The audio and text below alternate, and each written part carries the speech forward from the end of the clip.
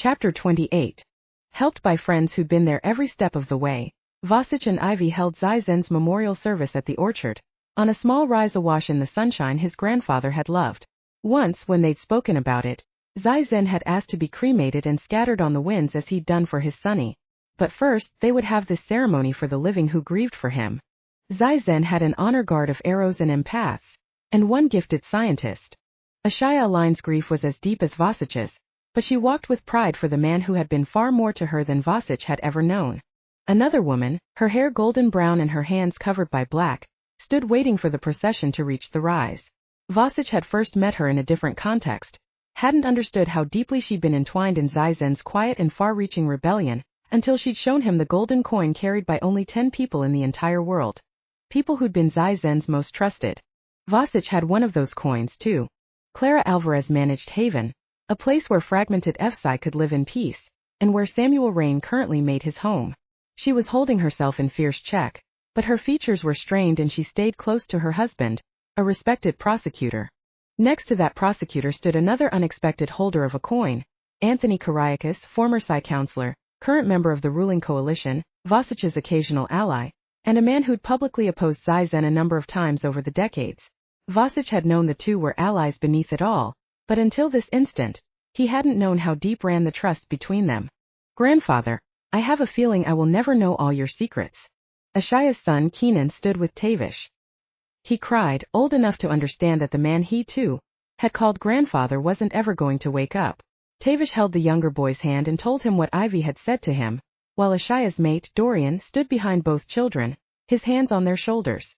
Ivy walked with the honor guard, and she was Vasich's strength, the gentle force that held everyone together that day. And there were a lot of people. Zaizen hadn't only been a man who loved a girl called Sunny and a boy called Vasich, he'd been one of the greatest statesmen of their race. Vasich had known his grandfather wouldn't mind being farewelled without fanfare, but he'd also understood that there were others who needed to know of the passing of this great man. He'd asked Aiden to release a single bulletin out into the world.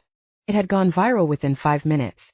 Had they permitted it, thousands of people would have come here today, thousands of people whose lives Zaizen had touched, made better.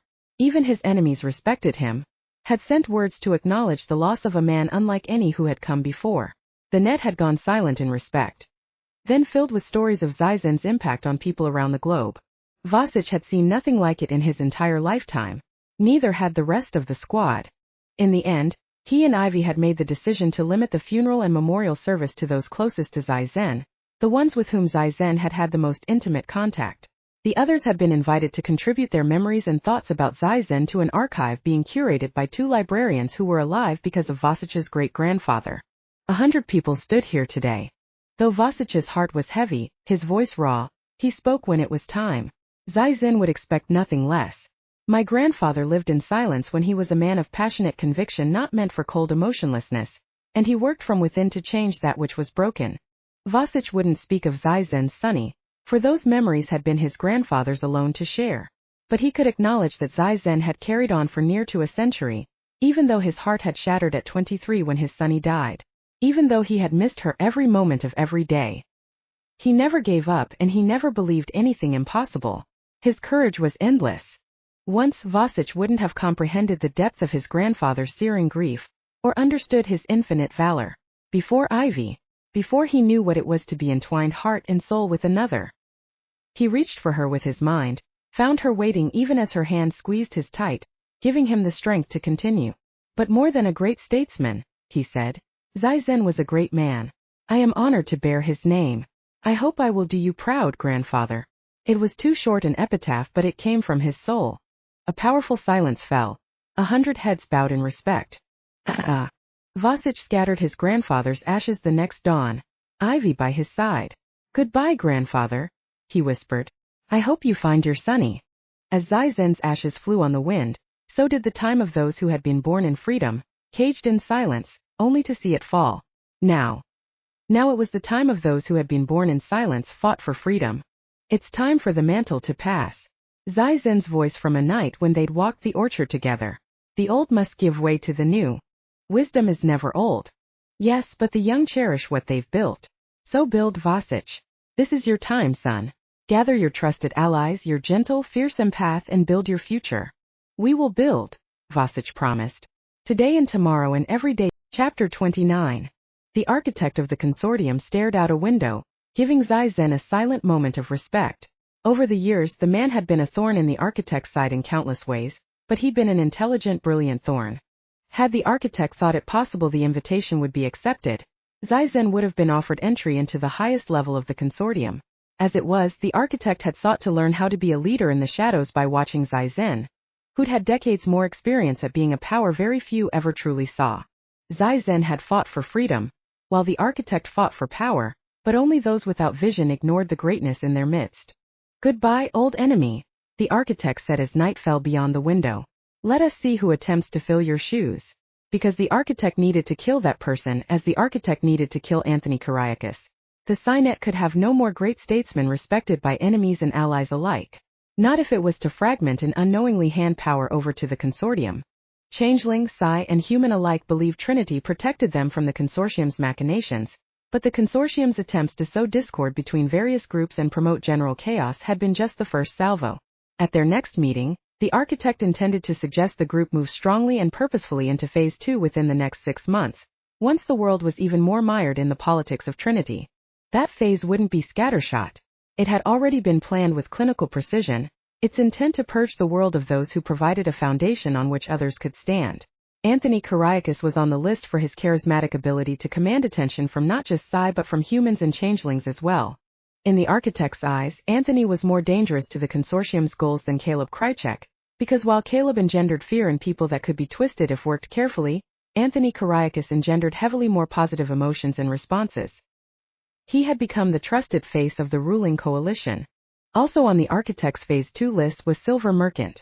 No one much talked about Silver because she didn't seek the spotlight, but her quietly efficient management of the Worldwide Emergency Response Network, or what the media had started referring to as MNET, had gained her the trust of parties worldwide. There was also the little-known fact that Silver Merchant was the scion of the Merchant family, Aina Merchant having skipped a generation when choosing her protégé. The architect had only recently realized the latter fact, after a passing comment by a merchant who thought the architect was an ally in a certain limited sense. And why not? After all, Aina Merchant herself considered the architect a valuable connection, and had maintained an open line of communication, even when the architect's fortunes fluctuated over their decade-long relationship. Some would say such a gesture of trust was a thing to be treasured. The architect had other priorities. Do this right and the merchants would never know the consortium had gutted their next generation. Then, once the consortium gained control and began to flex its shadow power, all it had to do was wait. Sooner or later, it would be offered access to the Merchant Intelligence Network in exchange for a percentage of that power. That network would be worth the price. As long as the architect gave Aina Merchant no reason to believe her granddaughter's death had been a political assassination, that death would soon be forgotten. A freak vehicular crash perhaps. For while the merchants vaunted loyalty to one another was a clever bit of manipulation that made the family appear an impregnable unit, when it came down to it, Aina Merchant had always been a pragmatic woman. The architect didn't foresee any problems if the plan was carefully executed. Silver's death would crash MNET long enough for the consortium to create emergencies where confusion reigned and promised help never arrived. The resulting cracks would be difficult to fix when the consortium would be throwing chaotic event after chaotic event into the mix. On the changeling side, Lucas Hunter was a problem. His Psi-changeling child remained a symbolic threat, but the leopard alpha himself was an actual one. It was regrettable that the attempt to abduct the child had failed because had the consortium had control of Nadia Hunter, the architect would have used her to control her father. Because the most recent reports from the consortium's spies in Trinity showed that Hunter was steadily gaining the support of not just a dangerous number of changeling groups, but that he had the ear of many powerful Psi families as well. Bowen Knight and Devraj Santos were also irritants to the consortium's goals, the reason the same in both cases. Humans had always been easy prey, partly because they weren't united under any one banner. Bowen Knight was changing that far faster than even the architect had predicted. With his passionate belief that humans deserve to stand alongside Psi and changelings on the world stage, the so-called security chief of the Alliance had a magnetism it had taken the architect too long to understand. As for the Forgotten, Devraj Santos was the vital force that kept them united. Without him and given their geographic spread and disparate bloodlines, the Forgotten would dissipate into small, powerless cells. The architect knew that because the architect was no fool. There was a Forgotten in the consortium's inner circle, a cold-blooded individual who cared nothing for the Forgotten as a people. Aiden Kai and the arrows would always be a threat, but the architect had decided to cut the consortium's losses there for now. Eventually, when the consortium held enough power behind the scenes, the Arrow Squad would either be made to see reason, or wiped out in a single ruthless action. In the meantime, assassinating Ivy Jane Zinn would suffice. Aiden Kai's second in command was bonded with her. The bond apparently one of love and devotion, so he would hurt. In the best-case scenario he'd fall apart, leaving Aiden with no deputy.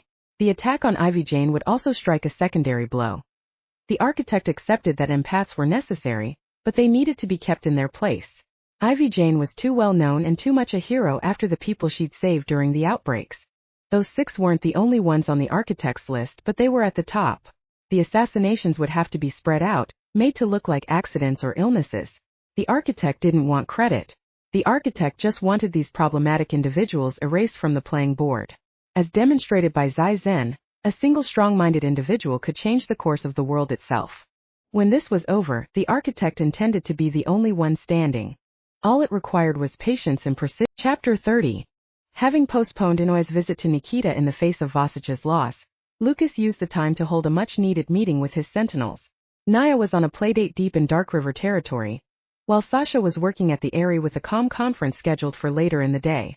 The 2 pieces of his heart were safe, and all intelligence from the rats, as well as other sources, pointed to business as usual in the region.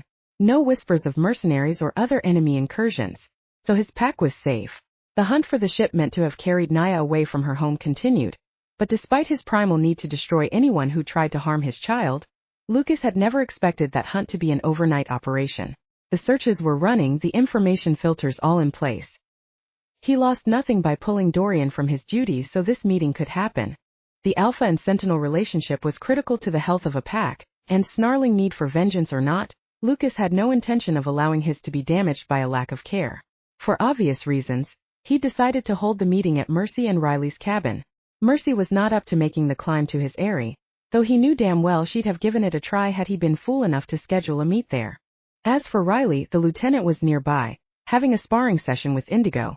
Now Lucas called the meeting to order. Mostly that involved telling everyone to stop trying to get Mercy to spill the beans on the number and sex of the pup cub so DarkRiver people could win the betting pool. Mercy, of course, wasn't budging. Seated on a comfortable sofa with her legs up on an ottoman, Lucas had nudged over and her body leaning against Dorian's, who had his arm affectionately around her shoulders and his plasgas-covered leg on a matching ottoman. The red-headed sentinel just gave her fellow sentinels a feline smile and said, "Curiosity killed the cat, didn't you hear?" The others responded with creative threats that made her laugh. Then the entire group naturally fell quiet, their attention on Lucas. He knew exactly what he wanted to discuss. "I'm fucking sick of people trying to hurt this pack." Growls filled the room, every single one of his sentinels in agreement. "Zero tolerance," Lucas said, making that call as Alpha. "As of now, any individual caught planning or in the midst of trying to harm a DarkRiver child or adult will be executed. We might lose some intel in the process, but fuck that. I want these assholes to think 1,000 times before they set foot on our land." Some predators understood only violence. "The mercenaries we're holding, the ones who tried to snatch Naya," Clay said from his position in an armchair opposite Mercy and Dorian. "What are we going to do with them?" "I'm not rational there," Lucas answered with blunt honesty. "I want to tear them to shreds." Clay leaned forward with his hands between his knees, forearms braced on his thighs. "Sasha scrambled 2 of them. Permanently," he said quietly. "Tamsin confirmed it just this morning. We can ship them straight to a secure psychiatric unit." "Shit," Dorian muttered. "Don't tell Sasha. She'll feel guilty when she has no reason to." Lucas was tempted to follow the Sentinel's advice, but keeping secrets from his mate wasn't ever going to be on the agenda. "She'll handle it." It would stun and disturb her, but Lucas's mate was strong and she understood what had been at risk. She'd used her claws in defense of her child and no one, not even Sasha herself, could see a crime in that. Returning his attention to Clay, he said, "The others from the mercenary team?" Clay shrugged. "I'm okay with an execution order." His tone was cold, that of a man responsible for the safety of a little girl not so much older than Naya. They did this for money, took the risk with open eyes. "Fuck, I want to do that too," Vaughn said quietly from his chair opposite Lucas, Mercy and Dorian on one side, Clay and Nathan on the other. But news of the kidnapping attempt went international. Everyone's waiting for the other shoe to fall. The jaguar pushed back the unbound amber of his hair. We have to decide what impression we want to make on the world. There's a fine line between fear that keeps our children safe and fear that turns DarkRiver from harsh but fair to monstrous. You know, most Saiyan humans have difficulty understanding our laws. Lucas growled at his best friend, who right now was showing an acute grasp of politics. We'd be handing our enemies a victory by alienating a massive swath of the world. Vaughn nodded. The same doesn't apply post-warning. At that point, people will blame the assailants for digging their own graves. Pre-warning. Well, the mercenaries came knowingly into leopard territory. I say we claw them up enough that they'll always bear the marks, his own claws sliced out. Then we turn them over to enforcement, playing nice with local authorities while making it clear this is the last straw. I like it. Mercy nodded. It'll also calm anyone who might be worrying about our growing power in San Francisco. The reality, as demonstrated by the citizens who'd called DarkRiver rather than enforcement when they saw the truck smash into Dorian's vehicle, was that DarkRiver could rule San Francisco if it so wished. Lucas wasn't interested in setting up a fiefdom, but he did want this city to be known as a leopard city, a place only the stupid would attempt to hurt. Vaughn's suggestion would achieve both those aims. Done, he said. I'll mete out the punishment. Any one of his sentinels would have done it in a heartbeat, but these men and women had threatened Lucas's cub. Mercy, you set up the press conference. We're going to make a statement tomorrow morning. No one would see an out-of-control leopard there. No, what they'd see would be a deadly predator in a suit. Smart and ruthless, and no one you wanted to piss off. Rather, a man you wanted to keep as a friend, because he looked after his own. Mercy made a note, her expression approving and her hand on the curve of her belly. There was no one on the planet as dangerous as a dominant predatory changeling woman whose cubs had been threatened. Calmer now, he was about to move on to another matter when Nathan brought up Trinity. Luke, what's the response been to Ming Leban's proposal? Lucas smiled and, leaning back in his armchair, put his feet up onto the same ottoman as Mercy. You should ask our communications expert. She helped me draft the official Trinity reply. Mercy bent her head and moved her hand in a flowery gesture, as if taking a dramatic bow. While we laud former counselor Ming Leban's initiative, she recited in a deep voice. Trinity is unique in its triracial structure and world-spanning network. Of course, those European signatories of Trinity who prefer to do business only with other local Psi groups are welcome to join what may well be a very useful entity in its own way. Dorian hooped and began to clap. Tell me if I got the translation right. Hey, if you want to turn your back on changeling and human contacts, as well as on all contacts outside Europe, feel free to join this amusing little group formerly important Ming Leban is trying to cobble together. The rest of us aren't interested in those who aren't fully supportive of Trinity. Perfect. Mercy winked. Nathan was the only one who didn't smile. It's a lot of power to have, Lucas. His most senior sentinel said in a quiet tone that held a potent clarity. Yes, Ming's a monster, but it's a slippery slope if the core members of Trinity start picking and choosing who gets to sign the accord and who doesn't. That'll lead eventually to a world divided in two. Lucas wished the Sentinel wasn't right, but even as he celebrated Ming's slow downfall, he'd been struggling with the long-term ethics of the situation himself. I don't think we'll ever get agreement on Ming. The telepath had murdered too many, hurt too many, made too many enemies. Having him in Trinity would poison it. Nathan nodded, his black hair threaded with a few rare threads of silver. I know Trinity is in the process of being built. But think about the foundation you lay. This was why Lucas was so damn glad Nathan had chosen to give Lucas his loyalty when Lucas became Alpha. He'd lived longer, seen more, had a bone-deep maturity. He made Lucas think about his actions. I've been considering proposing an adjunct status for cases like Ming's. Not for the ex-counselor's benefit, but for the reason Nathan had pointed out. It'd give the individual or group access to business contacts, Lucas continued. But they wouldn't be considered a full signatory, would have no voting rights. Their adjunct status would be based on the fact that multiple other signatories have grave concerns about the sincerity of their application. He breathed out, forced himself to continue, though his panther was growling and clawing at him. This time the human side had to take precedence. If, after 5 years, they've upheld the values of Trinity and not caused any other signatory criminal harm, they would become a full member. Mercy was the one who broke the silence. Will the others accept something like that? I don't know. It'd be a hard battle, but Lucas would fight it. He had to, or, as Nathan had pointed out, Trinity would be built on a foundation of exclusion rather than inclusion, negating the very reason it had been created. I think the fact that Ming is too arrogant to ask again should make it easier. No one else in the world was apt to incite this depth of negative reaction. We can fix any damage already done by making it clear that even when multiple current signatories have problems with an individual or a group, that individual or group will still be given a chance to prove their authenticity. Dorian was staring at Lucas. I always knew you were tough, but you're about to try to take on the wolves, the arrows, the forgotten, and God knows who else all at once. A sudden grin. Forget brass balls. Those things are goddamn titanium. Laughter tore through the tension, and when Clay got up to make some coffee, Lucas asked for a double shot. Can you get me a glass of warm milk? Mercy asked, then pointed a finger at a spluttering Dorian. Not a word. I happen to have developed a taste for it. A pause. It's weird. Nuzzling at her with the affection of a man who'd known her since they were children, Dorian said, Dude, you're growing tiny people inside you. You can be as weird as you like. He rose to his feet as Mercy smiled. I'll get your milk. Only after everyone else was caffeinated did they return to Pact business, which happened to once again be connected to Trinity, but this time in a far less fraught way. One of the most basic tenets of the Accord was that all parties could contact one another and open lines of communication existed for people across racial, pack, and family lines. An unfortunate side effect had been a barrage of calls offering DarkRiver various, amazing business opportunities. The offers made by Psi, humans, and changelings alike. Lucas had put Nate in charge of the flood because he not only had the most even temper of them all, he also had the experience to glean real opportunities from the dross. It's died down a little, Nate reported after retaking his seat, coffee in hand and the sleeves of his blue and red checked shirt folded up. That shirt was clean except for a smear of purple near the collar where one of the twins had gotten jam on it while hugging him goodbye that morning. I've actually got two good ones to share.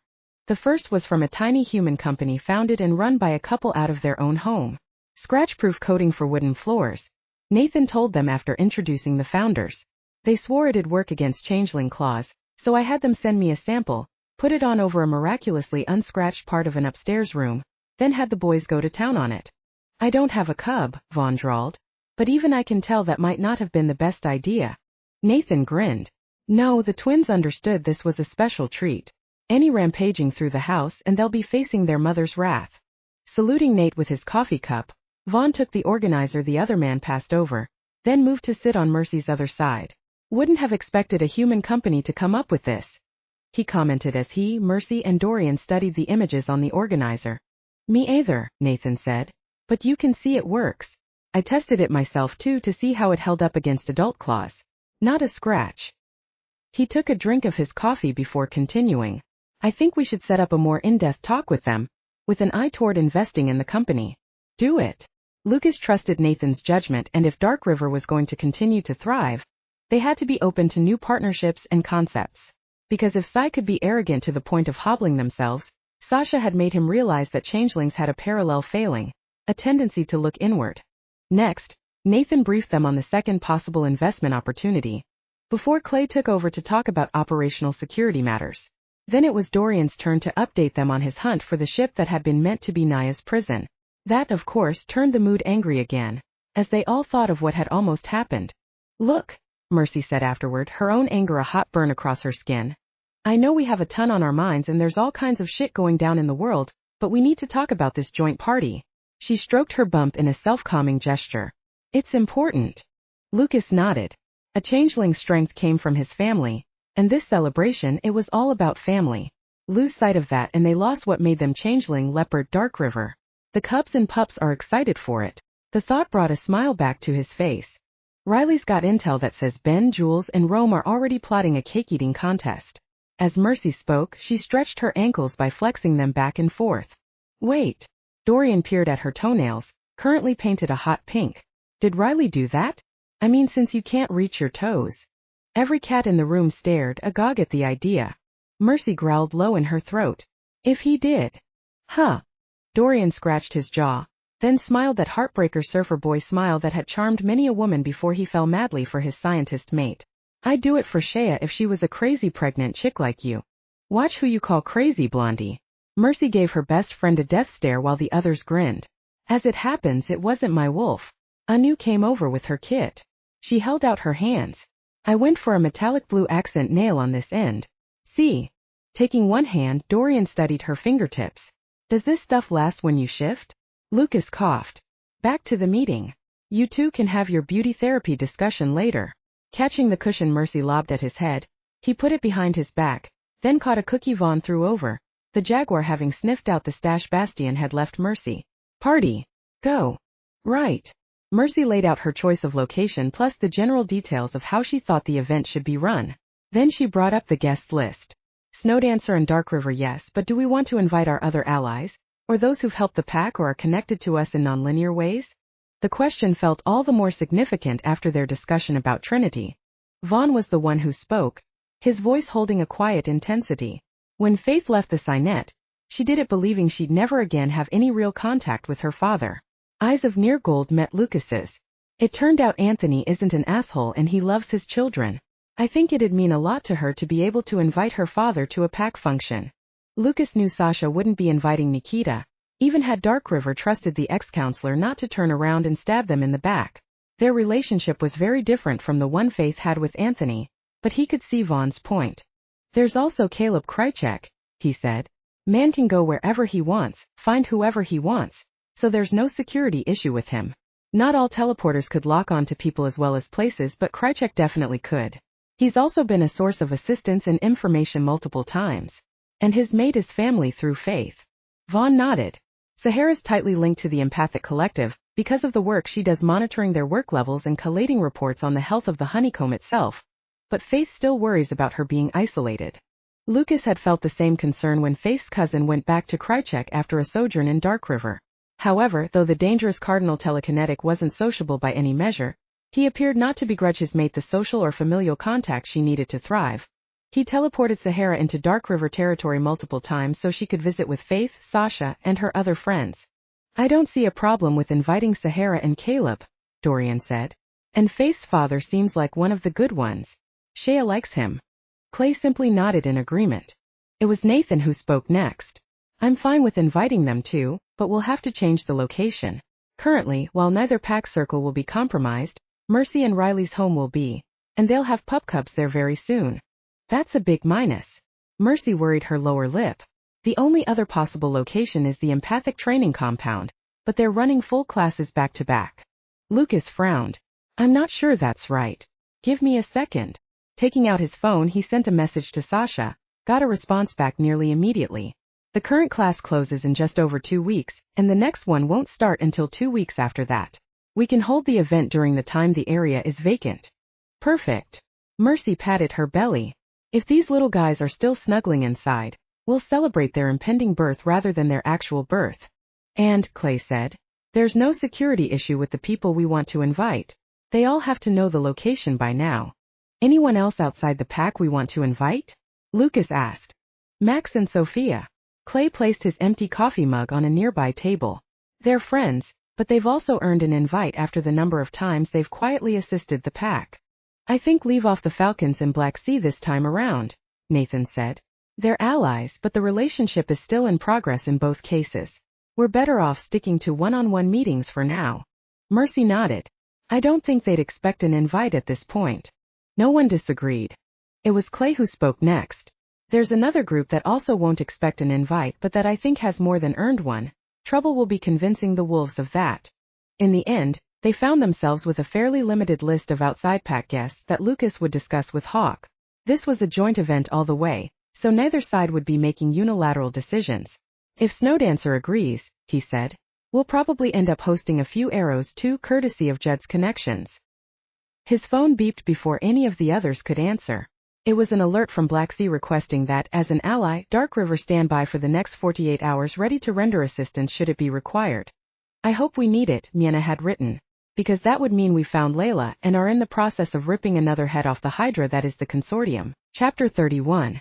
Ivy grieved with Vasich in the days following Zaizen's passing, but like him, she couldn't switch off. They both had responsibilities not just to Tavish and the squad but to many others. In her case, that meant the health of her empaths and, of course, the tense issue of the hidden disintegration of the psychic fabric of the Signet, a disintegration that was weakening a psychic structure that supported millions of minds. In Vasich's case, it meant his duties as Aiden's deputy, as well as the commitments he'd made to friends and allies. It was on the day after they'd scattered Zaizen's ashes that Ivy, Vasich, Tavish, and Rabbit returned home from a morning walk through the fruit trees to find Miena Levesque had left a message on their comm and on the phone Vasich had forgotten in the cabin. Vasich, I know you lost your grandfather only days ago, she'd said, her voice somber. But we have what might be a real viable lead on Layla. We need to move on it as soon as possible. If you can't do it, I understand. Compassion in the alpha's tone, no judgment. But please let me know within the hour so I can rework our plans. Ivy's husband would have been justified in saying no, but he didn't. He put on his arrow uniform and slid a single gold coin into an inner pocket in memory of his grandfather. If we save this Black Sea changeling, he said, his voice potent with memory and with resolve, we strike a blow to the consortium. Zai-Zen would have appreciated that. Because, Ivy thought, all of Zai-Zen's plans and intrigues had flowed from a single overriding goal, to return freedom to his people. Yes, she whispered. He wouldn't thank us for leaving a woman caged when we might be able to free her. Smoothing her hands over the front of his uniform, she carefully folded up and pinned the sleeve of his missing arm. Vasich could have had his uniforms altered so this wasn't necessary, but with Samuel Rain continuing to experiment with prosthetics, he'd left it. That choice said something powerful about the man she loved. Though he'd adapted to the loss of his arm to the point that the prosthetics often annoyed him, he kept giving Samuel a chance. All for a simple reason. The other man's mind was such that it needed a challenge, and this challenge kept him focused and mentally healthy. There, she said after completing her self-appointed task. You'll be careful? Vasich cupped her cheek with his hand, his eyes a stormy gray today, filled with echoes of grief. Yes, he promised. I need to come back home to you. Ivy's heart ached at the raw power of his words, at the love that lived in his touch. Turning her head, she pressed a kiss to his palm. Your grandfather was so proud of you, Vasich, she said to him afterward, her eyes locked with his. Don't ever forget that. Drawing her close, Vasich held her for long moments. You'll take care on the Signet? This strange disintegration you showed me, it may be as insidious as the original rot. I will, I promise. Ivy had no intention of bringing their journey together to a premature end. Yes, there was grief here, but there was also love, laughter, hope. I'm having a calm conference with Sasha and several of the other ES to brainstorm solutions and explanations. She forced herself to step back. I love you. You're my heart, Ivy. Holding the words close after he teleported out, Ivy sniffed back her tears, put a smile firmly on her face, and went to find Tavish. She and Vasich had permitted him to stay home from the Valley School to this point, but she decided that would change come tomorrow morning. Like any arrow child, he needed the certainty of routine, and being with his friends would hopefully help take his mind off the loss their family had so recently suffered. Tavish? Rabbit. Scrabbling claws on the floor as a small white bullet shot out of Tavish's room to come over to her, tail wagging. She knelt down and petted the dog who'd been with her since before she'd found her strength, who had, in fact, helped her find her strength with his own brave fight to survive. The act of stroking his fur comforted her as it had always done. What have you two been up to? She asked Tavish when the 7-year-old came to the doorway. The schoolwork the teacher sent, he answered, a faltering smile on his face. Is Vasich gone? Yes, we're all getting back to work. Giving Rabbit one final pat, she moved over to hug Tavish. Rabbit had patted alongside her, and now leaned his body against Tavish's. I have to go to school tomorrow? A quiet question with a tremor behind it. Tavish had been abandoned by his family when he was signed over to the squad, at which point, he hadn't been encouraged to form any bonds at all. Then had come this new family and a wary dawning of hope. Zai-Zen's death had struck a harsh blow to that hope, but Vasich and Ivy were helping the boy work through it by always reiterating that unlike the members of his biological family, Zai-Zen hadn't chosen to leave him behind, that it had simply been time for the older man to travel on to the next stage of existence, whatever that might be. Going down on her knees in front of the boy, Ivy took his hands in her own. What did grandfather always say? That education is important, and that the man who has the most information is the man who can change the tides of the world itself. Tavish repeated almost word for word. It was clear he didn't understand it all, but he understood enough. So, Ivy said, school tomorrow. She smiled. Your friends are missing you, you know. The teacher told me. A whisper of a smile warmed Tavish's eyes. School tomorrow, he agreed, then bent down to pet Rabbit. Can you play with Rabbit and me today? Not just yet. Ivy kissed him on the cheek before rising back up. I have a calm conference, then some other work to complete. But my mother would like your help in her garden. You can finish your schoolwork later. Tavish's face lit up. Ducking inside his room, he came back out having changed into his designated gardening clothes and with a hat on his head. They picked up his child-sized gloves and tools from the outdoor shed before Ivy walked him over to her parents' home. Her mother was already outside in the vegetable garden. "Thank you," she telepathed to the woman with the strong, rangy body who'd given birth to her. Gwen Jane would never be the warm and cuddly epitome of the maternal instinct, but she'd fought for her child's right to live and to be happy, as had Ivy's father. She loved them with every beat of her heart. "It's not an issue," her mother telepathed back. "The child has a green thumb and a willingness to learn. And it's useful to have a telekinetic around when I need a spade or forget my gloves in the house." Ivy's lips twitched. She was certain her mother was developing a sense of humor, but she was never quite sure. "Have fun," she said to Tavish, who was already pulling on his gloves and getting ready to weed. She'd asked her mother to watch him until noon because the calm conference she was about to have was nothing a child should accidentally overhear, especially not a child whose mind was anchored in the signet. She initiated the conference as soon as she arrived back home. After clearing some minor operational details, she and her team moved on to the real reason for this meeting. The weakness, the fracture lines, the disintegration that threatened to collapse the net. A number of the team had received reports of unstable areas from empaths in the zone for which they were responsible. When they put all the pieces together, it made for an upsetting picture. "It's worse than I thought," Ivy said, dismayed. "Sahara, has Caleb been able to dig up any further data on this?" The powerful TK knew the dark mind best of all, and the neo-sentients had an affinity for the rot that overlay this disintegration. And though its twin, the net mind, loved empaths, it had known Caleb longer. He seemed to be able to talk to it in a way even ES couldn't. "No, Imsuri, Ibi." Sahara's dark blue eyes were solemn. "I asked him to make contact before this meeting and he says he's getting the same images he did before, of bodies having their organs forcibly torn out, a calendar that stops at the dawn of silence." The hairs rose on Ivy's arms as they'd done the first time Caleb shared the information with her. "What the hell are we missing?" No one had any answers, not even Alice Eldridge, who'd completed a groundbreaking and in-depth study of empaths. "Regardless of my spotty memory," the other woman said, rubbing at her forehead, "I'm not sure I could help here. I don't have any proof, but I don't think this is an empathic issue. There's another problem, one we're blind to for some reason." Slowly, faces drawn in worry, a heavy weight on their shoulders, the team began to sign off, until only Sasha and Sahara were left. Ivy had been disappointed by Sasha's lack of participation in the meeting. The Cardinal was the most senior E in the world. She'd been awake the longest, had run countless tests on her abilities while the rest of them were still mired in silence. Yes, Ivy and the others had made certain breakthroughs, but Sasha's years of intensive study and experimentation gave her a depth of knowledge nothing could beat. Especially with the ES in the net strained to their limit, handling not just the honeycomb but the confusion and need of a population staggering awake from a long silent sleep. No one had time to do anything but react. A dedicated E-designation research team was a pipe dream. As a result, Sasha had unofficially taken up the research baton, and Ivy had been hopeful of her contribution. Assuming the Cardinal empath's reticence had to do with the fact that, having defected from the Signet, Sasha no longer had real-time data, Ivy went to reiterate the collective's need for Sasha's advice. But the other woman spoke before she could, and it immediately became crystal clear that Sasha had been engaged in the meeting. She'd simply been absorbing all available data and putting the pieces together. "Sophie," the Cardinal said with a frown, "have you checked her section of the net?" Ivy nodded. She didn't know Sophia Russo well, but every E in Sophia's part of the world was aware that the section of the Signet immediately around Sophia's mind was different, stable, deeply peaceful. So much so that tired ES strained to the limit had been known to deliberately linger in that section to catch their breath. What nobody but a rare few knew, however, was that the difference had to do with how Sophia Russo was anchored into the net. The mind of Nikita Duncan Sr. Aide was woven into the Signet by millions of fine connections, rather than being linked to it by a single biofeedback link. In essence, Sophia Russo wasn't jacked into the net, she was part of the fabric of the net itself.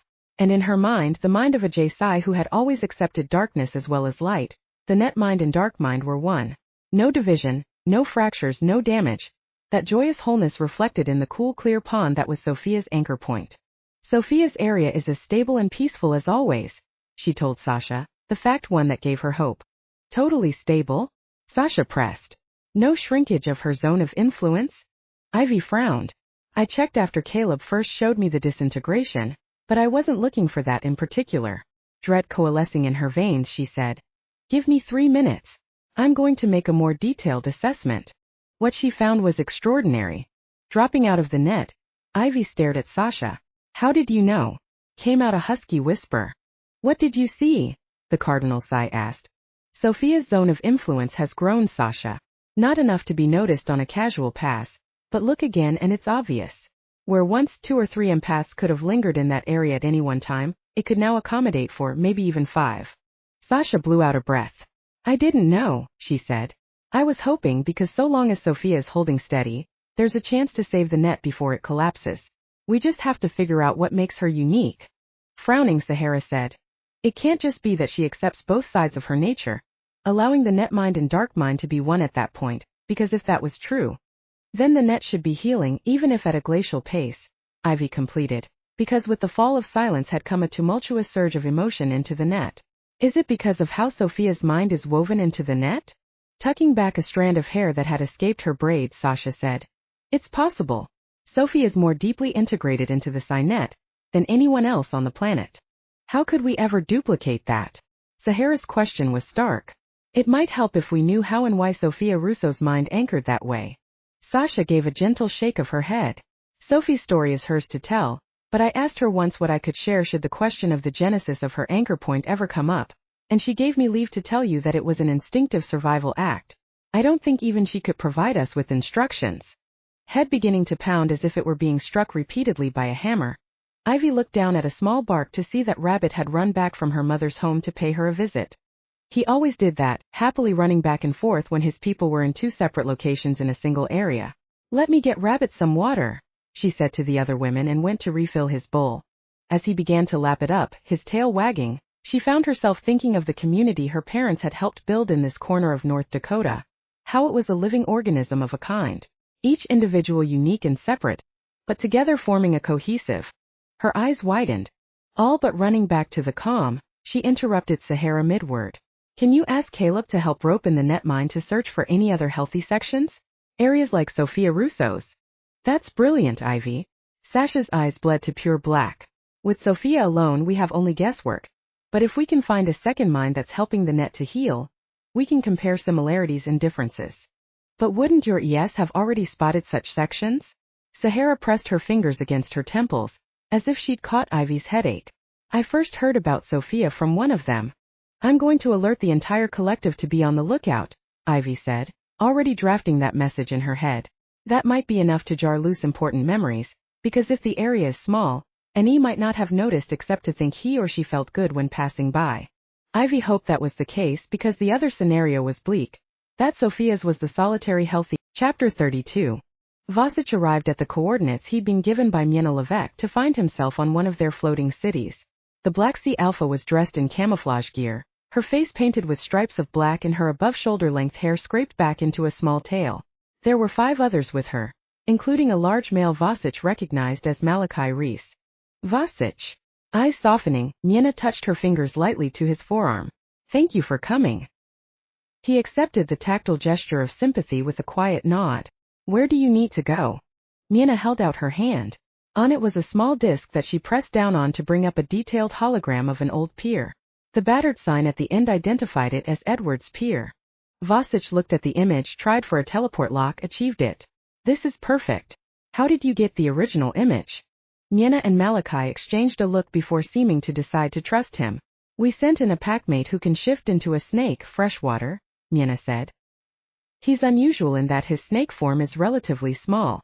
We took the risk that it wouldn't set off any sensors calibrated for changeling water creatures. Vasich nodded, realizing they'd asked for a port because a bigger team couldn't replicate that stealth sweep. Let's go. It's not dark there, Miena said.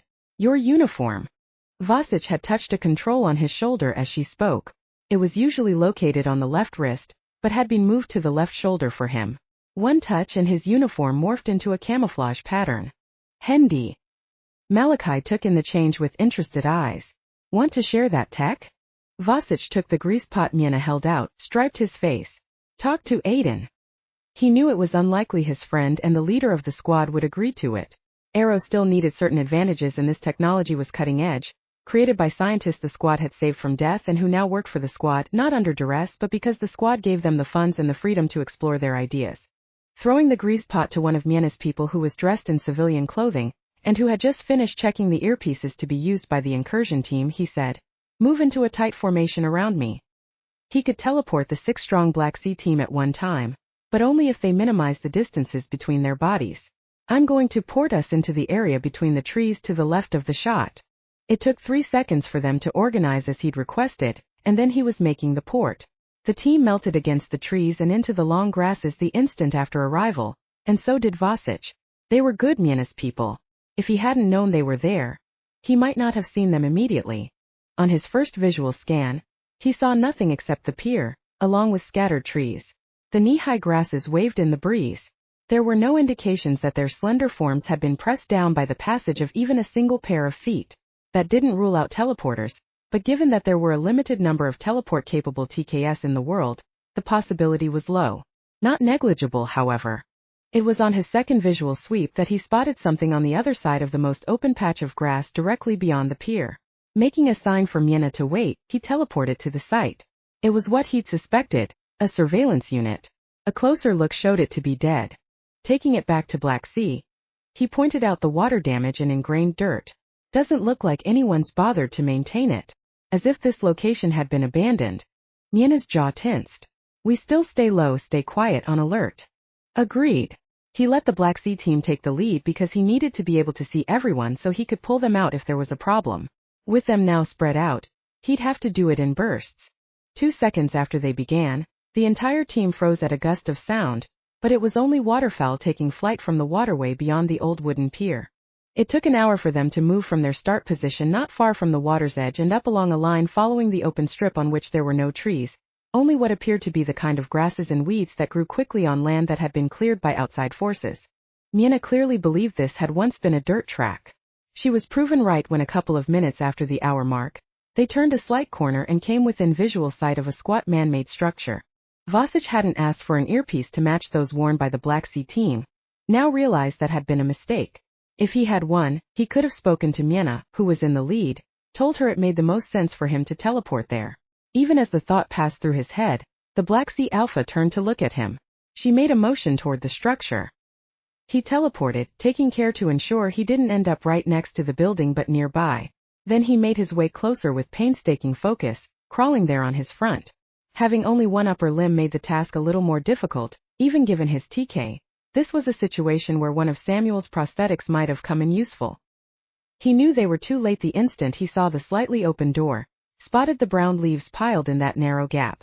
Still he took no risks.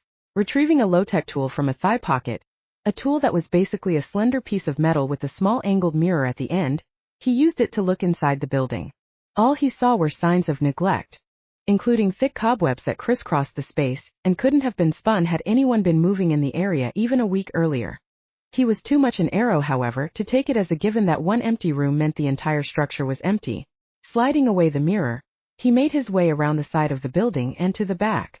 There was a small hole at the bottom that looked like damage caused by wear and tear. Again he used his tool to look inside. More cobwebs. The structure had no other rooms from what he could tell. Lifting his hand, he waved Miana's people over. They came in quiet as ghosts, but one look inside the structure and it was confirmed they were weeks, more likely months, too late. She was here, Miana said, striding to a dusty corner and pointing to a green bracelet that appeared to have been forgotten there. I saw her wearing this at our last conclave. Vasich glanced at her. Why aren't you picking it up? It should have been an instinctive act for a woman born in a tactile emotional race. Because I'm hoping we can get a psychometric in here. She looked at her people. Everyone out. Let's leave this place as clean as possible for the PSI, if we can get him. Miana turned to Vasich. Can you port me back to Lantia? I need to make some calls. The others will stay here, and we can move them out on water transport now that we know this location is abandoned. Vasich got her to the floating city, said. If you need someone to take the psychometric to the site, I'll do it. We're starting to owe the arrows far too many favors, Miana said without heat. Thank you. Now let me see if he's willing to do this. Vasich was both surprised and not when the PSI proved to be Tanique Gray. Anthony Kariakis's children had never been ordinary and, given their father, their rebel leanings were almost to be expected. Because he'd seen psychometrics at work before, Vasich kept Tanique within sight once he'd ported Miana and the young male to the location of Layla Savia's captivity, ready to get him to a medical unit should it be necessary. He didn't think Miana and the other changelings realized the cost of a PSI's abilities. likely because psychometrics were rare and tended to work mostly with museums and the like. That didn't negate the danger. It simply kept it out of public view. The last emergency Vasich had heard of had involved a PSI who'd been asked to verify the provenance of an old sword. He'd been paid a considerable sum to handle the weapon because most psychometrics wouldn't touch anything with a known history of violence. As it happened, the compensation could never have been enough. The PSI had managed to scream that the weapon had been used in a recent massacre before he stopped talking and started convulsing. He was still in a high-dependency unit in a private medical facility. The chances of his waking up were slim, but he was kept alive because there was a chance, and PSI were valuable enough that no one wanted to squander the opportunity should it exist. Today he saw Tanique freeze to a stop on the floor of the main room, well before he reached the entrance to what must have been Layla Savia's cell. The younger male's muscles contracted, his hands fisting as his breathing turned ragged. Vasich didn't hesitate. He teleported the other man out of the building and into the trees just outside. Miena spun around to face Vasich. What the hell? He was getting something. He was about to go into a seizure. Shifting on his heel, Vasich walked to where he'd teleported Tanique. Faith Nightstar's brother was bent over with his hands on his knees, his chest heaving as he sucked in gulps of air. What's wrong with him? Miena asked, but didn't wait for an answer before pulling out a bottle of water from the pack of a nearby Black Sea soldier, and walking over to put it by Tanique's feet. Vasich liked her better for the action, for her awareness that her packmate's life wasn't the only one that held importance. Waiting until she'd returned to his side, he said, "A psychometric picks up echoes. The older the object, the duller the echo. The newer the object, the harsher and louder." Frowning, the Black Sea Alpha said. He wasn't handling anything at the time. Why do you think he took off his shoes before he went inside? The building itself was an object and Tanique's bare feet had been on a critical part of it. Realization chilled Miena's features. Layla was tortured on that spot, she said in a cold, hard voice. And that kid relived it? That kid was a highly gifted psychometric who cost hundreds of thousands to the institutions that hired him. But yes, he felt young. Innocent. Enough that Vasich was compelled by the urge to protect him as he would young arrows who were out of their depth. We'll find out soon. Because Tanique was picking up the bottle of water and drinking. Is he sensing things from the bottle? Miena frowned. Shit, I didn't even think about it hurting him. Vasich shook his head. He can shield against his sensitivity to physical echoes the same way powerful telepaths can shield against the noise of the world. Tanique had to deliberately lower his shields to sense anything from the objects around him. I'm glad for him. Miena folded her arms. It'd be hell to walk through life never knowing what object or place might send you right into a nightmare. The psychometric finished half the bottle, capped it, then came to stand opposite them, more on Vasich's side than Miena's. Thank you, he said to Vasich, his pupils still hugely dilated. I've never been near such a recent violent event. Some might have been surprised by that, since Tanique was Anthony's son and Anthony was known to be a ruthless operator. But Anthony didn't think in terms of exploiting his family. He had to understand what Tanique's ability demanded from him. Must have ensured his son was never asked to take on tasks that could permanently compromise him. Vasich inclined his head. Did you pick up anything useful that might help us track the Black Sea changeling? He'd phrased the question very deliberately so Tanique wouldn't feel forced to detail Layla Savia's torture.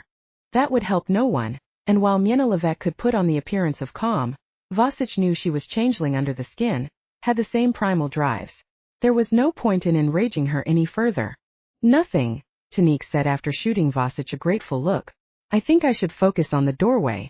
Since it's the only route by which they could have left, I stand a higher chance of picking up facts about their departure. Wait. Miena went as if to touch Tanique's upper arm, dropped her hand partway. Do you sense things from people too? She asked, though Vasich didn't think that had been her original intention. Tanique shook his head. Only inanimate objects, though the size of the object doesn't have a bearing on my ability.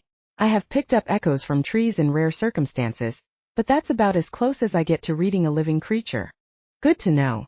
Miena accompanied them back to the doorway. Did you pick up anything about the people who are keeping Layla captive? Are they Psi? Tanique took several seconds to reply.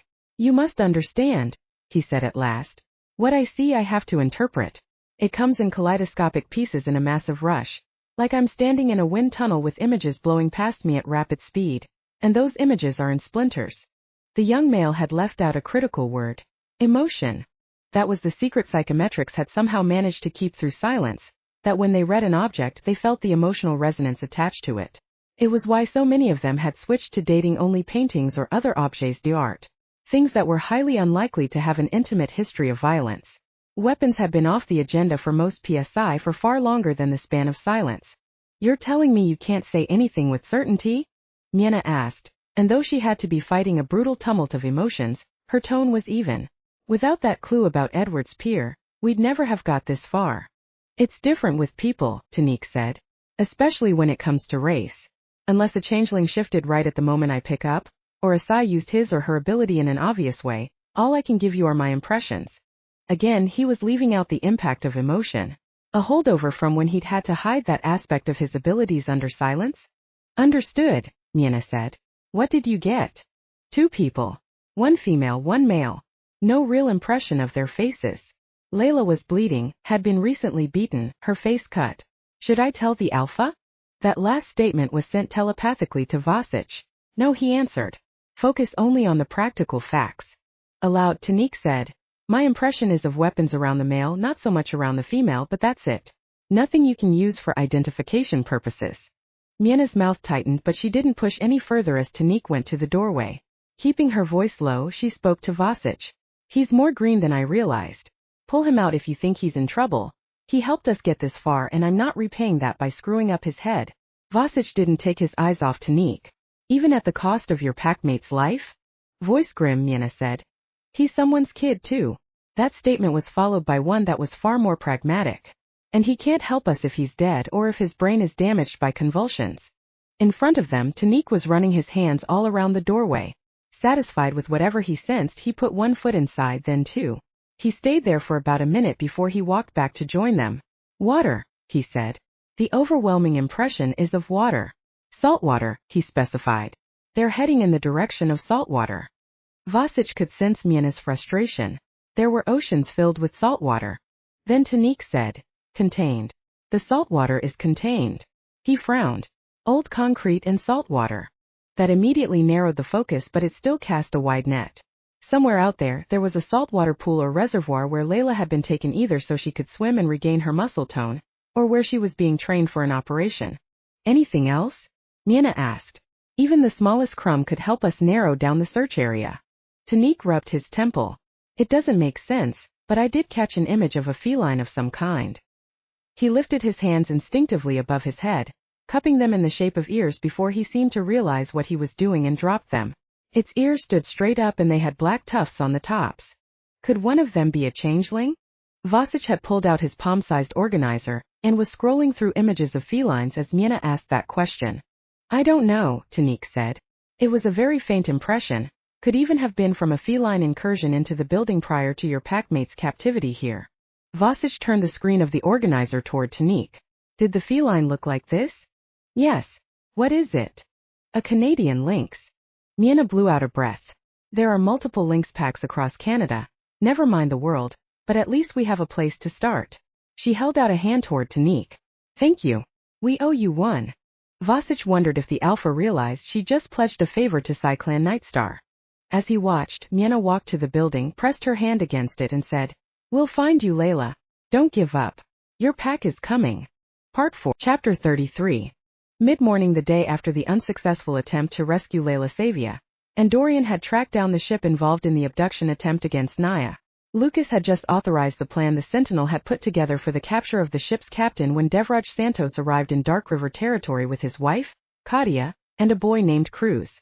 The leader of the Forgotten had become a stronger and stronger ally over time, the relationship between DarkRiver and Snowdancer, and the Forgotten such that he'd asked the Pacts to offer sanctuary to gifted Forgotten children and their families.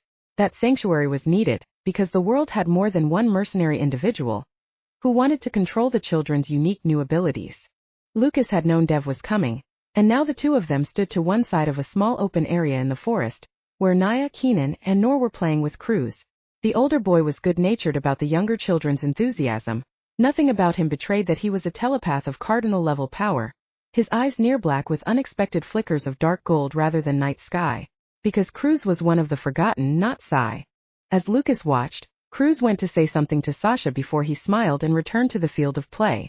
Lucas's mate was standing with Katia and Ashaya, the three women having a quiet discussion. Dev's wife and Ashaya had once been scientists in a lab controlled by Ming Leben. Both had helped children even when they couldn't fashion an escape for those children, and both had paid a price for that help.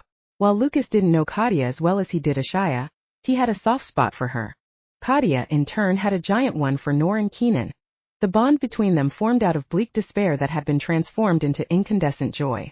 His and Dev's current conversation, however, had nothing to do with either the children, the forgotten hidden in DarkRiver and Snowdancer, or Cruz.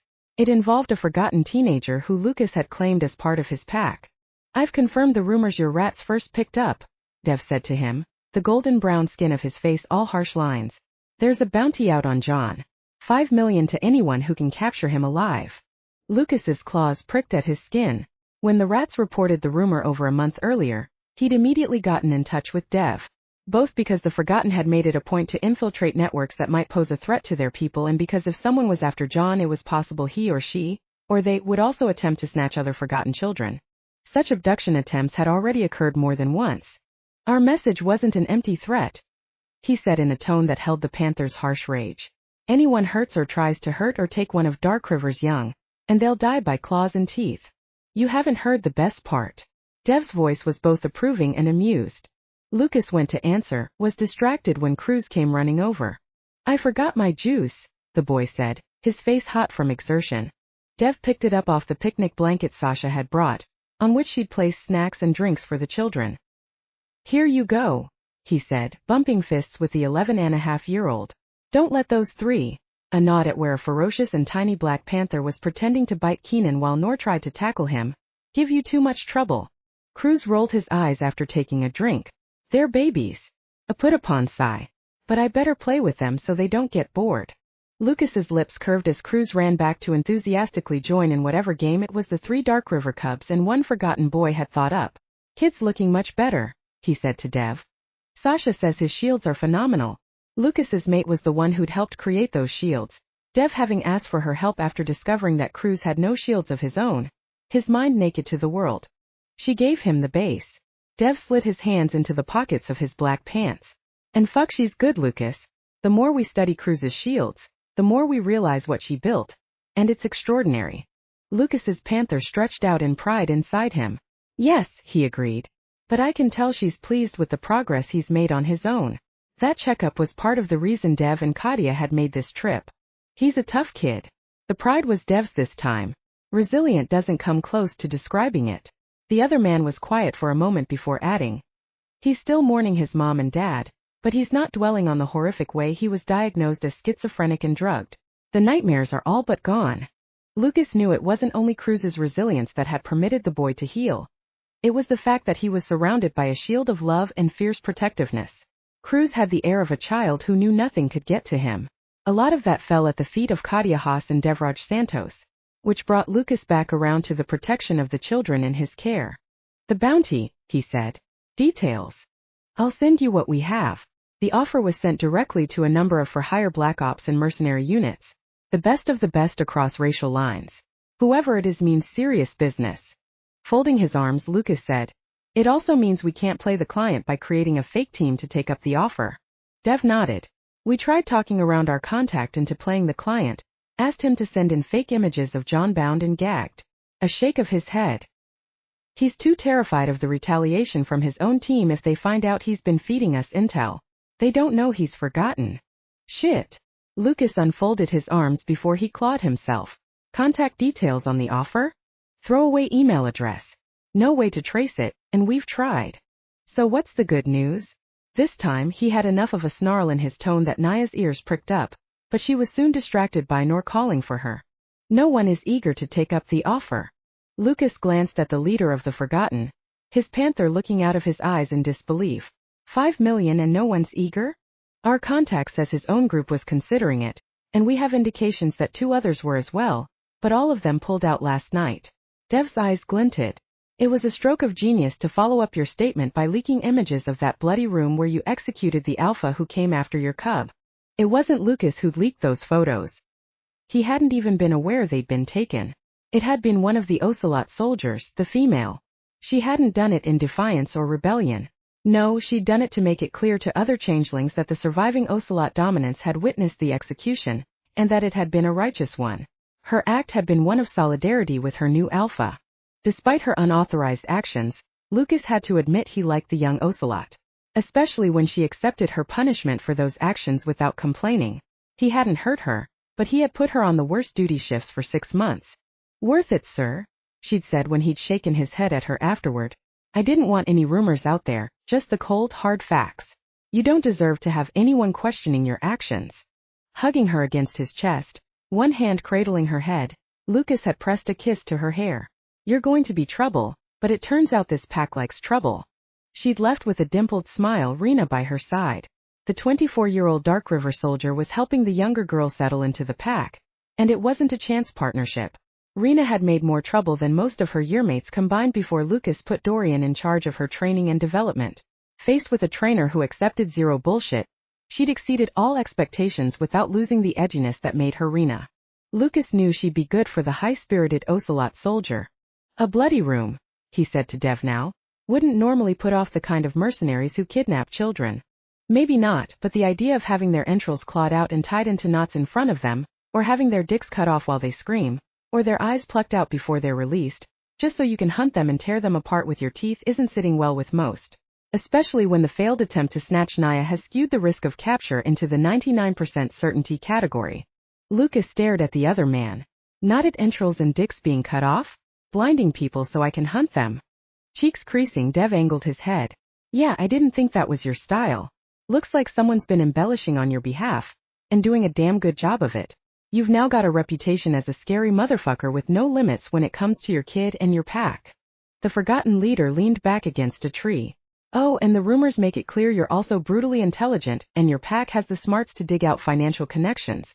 No matter how deep a mercenary team might bury those connections in an effort to avoid retaliation." Dev smiled at Naya when she padded over to growl playfully at them before making her way back to her playmates. "It's also gotten out that you confiscated the captured assault team's money. Mercenaries hate working for free even more than they do being subjected to torture."